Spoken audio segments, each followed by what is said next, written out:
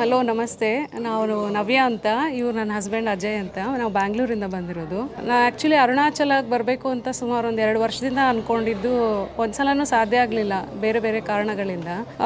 ಹಾಗೊಮ್ಮೆ ಒಂದ್ಸಲ ಇವ್ರದ್ದು ಚಾನಲ್ ನೋಡಿದೆ ಯೂಟ್ಯೂಬಲ್ಲಿ, ಪುನೀತ್ ಸರ್ ಅವ್ರದ್ದು ಫ್ರೈಡೇ ಟಾಕ್ಸ್ ಅಂತ ಯೂಟ್ಯೂಬ್ ಚಾನಲ್ ಇದೆ ಅವ್ರದ್ದು. ಅದರಲ್ಲಿ ಇವರು ಅರುಣಗಿರಿ ಬಗ್ಗೆ ಸುಮಾರು ವೀಡಿಯೋಗಳು ಮಾಡಿ ಹಾಕಿದ್ದಾರೆ. ಸೊ ಇಲ್ಲೀಗ ನಾವು ಯಾವುದೇ ದೇವಸ್ಥಾನ ಆದರೂ ಸುಮ್ಮನೆ ಹಾಗೆ ಬರ್ತೀವಿ, ಹೋಗ್ತೀವಿ. ಅಲ್ಲಿಂದ ಏನು ಇತಿಹಾಸ ಗೊತ್ತಿರಲ್ಲ ಅಥವಾ ಪುರಾಣದ್ದು ಸ್ಟೋರಿಗಳು ಗೊತ್ತಿರಲ್ಲ, ಸುಮ್ಮನೆ ಹಾಗೆ ಬರ್ತೀವಿ, ನೋಡ್ತೀವಿ, ಹೋಗ್ತೀವಿ. ಆದರೆ ಇವರು ಎಲ್ಲದೂ ಎಕ್ಸ್ಪ್ಲೈನ್ ಮಾಡಿದ್ದಾರೆ ತುಂಬ ನೀಟಾಗಿ. ಅದನ್ನೆಲ್ಲ ನೋಡಿ ತುಂಬ ನನಗಿನ್ನೂ ಇಲ್ಲಿ ಬರಬೇಕನ್ನೋ ಇಂಟ್ರೆಸ್ಟ್ ಇನ್ನೂ ಜಾಸ್ತಿ ಆಯಿತು. ಸೊ ಅದಕ್ಕೆ ಸರಿಯಾಗಿ ರೋಗಿ ಬಯಸಿದ್ದು ವೈದ್ಯ ಹೇಳಿದ್ದು ಒಂದೇ ಆಗೋ ಥರ ಅವರು ಆರ್ಗನೈಸ್ ಮಾಡಿದರು ಇಲ್ಲಿಗೆ ಈ ಥರ ಒಂದು ಸ್ಪಿರಿಚುವಲ್ ಟ್ರಿಪ್ಪನ್ನು.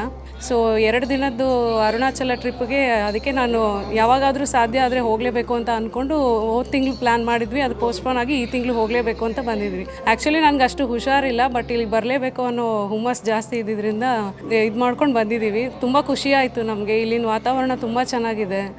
ನೇಚರಲ್ಲಿ ಈಗ ಇಲ್ಲಿರೋ ದೇವಸ್ಥಾನವೂ ಅಷ್ಟೇ ತುಂಬ ಚೆನ್ನಾಗಿದೆ. ನಿನ್ನೆ ಅರುಣಾಚಲೇಶ್ವರನ ದರ್ಶನ ಚೆನ್ನಾಗಾಯಿತು. ಇವತ್ತು ಅಷ್ಟಲಿಂಗ ದರ್ಶನವೂ ಎಲ್ಲ ಚೆನ್ನಾಗಾಯಿತು. ಪ್ರತಿಯೊಂದು ಲಿಂಗದ್ದು ಸ್ಟೋರಿ ಏನಿದೆ ಆ ದೇವಸ್ಥಾನದ್ದು ಅದನ್ನೆಲ್ಲ ಎಕ್ಸ್ಪ್ಲೈನ್ ಮಾಡಿದ್ದಾರೆ ನಮಗೆ.